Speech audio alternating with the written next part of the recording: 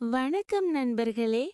இந்த Tamil tales kids சேனலுக்கு அன்போடு வரவேற்கிறேன். நான் உங்க நிலா. இன்று உங்களுக்கு ஒரு ரொம்ப ரொம்ப அன்பான யானை கதை சொல்ல போறேன். வாங்க கதைக்குள்ள போலாமா? ரொம்ப சந்தோஷமா இருக்கும் இந்த கதை.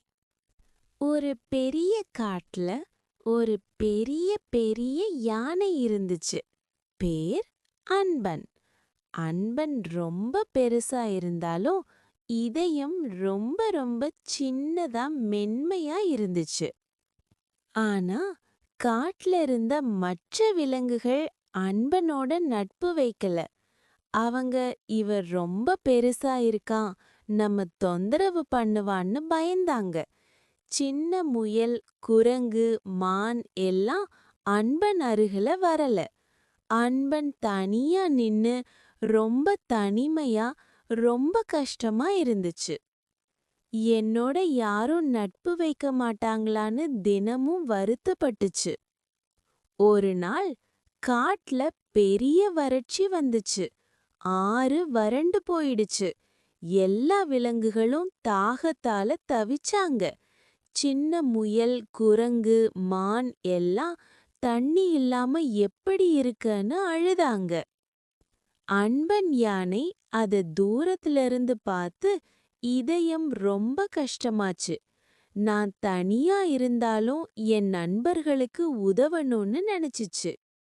அன்பன் பெரிய தும்பிக்கையால மலை மேல இருந்து ஒரு பெரிய கல் தண்ணி ஊற்ற திறந்து விட்டுச்சு. தண்ணி பெரிய ஆறா ஓட ஆரம்பிச்சது. எல்லா விலங்குகளும் சந்தோஷப்பட்டு தண்ணி குடிச்சாங்க. சின்ன முயல் அன்பன் யானையோட அருகில வந்து, நீ ரொம்ப பெருசா இருந்தாலும் உன் அன்பு ரொம்ப சின்னதா இதயத்துல இருக்குன்னு சொன்னது. குரங்கு சொன்னது, உன் உதவி எங்களை காப்பாத்துச்சு. மான் சொன்னது, இனிமே நாங்க உன்னோட நண்பர்கள். அதிலிருந்து காட்டுல எல்லா விலங்குகளும் அன்பன் யானைய அன்பு யானைன்னு அழைக்க ஆரம்பிச்சாங்க. அன்பன் எப்பவும் சிரிச்சுக்கிட்டே அன்போட உதவி செய்தா அன்பு பெருகி திரும்ப வரும்னு சொல்லும். இந்த கதையிலிருந்து நாம கத்துக்கிறது, அன்போட உதவி செய்தால் அன்பு பெருகி திரும்ப வரும்.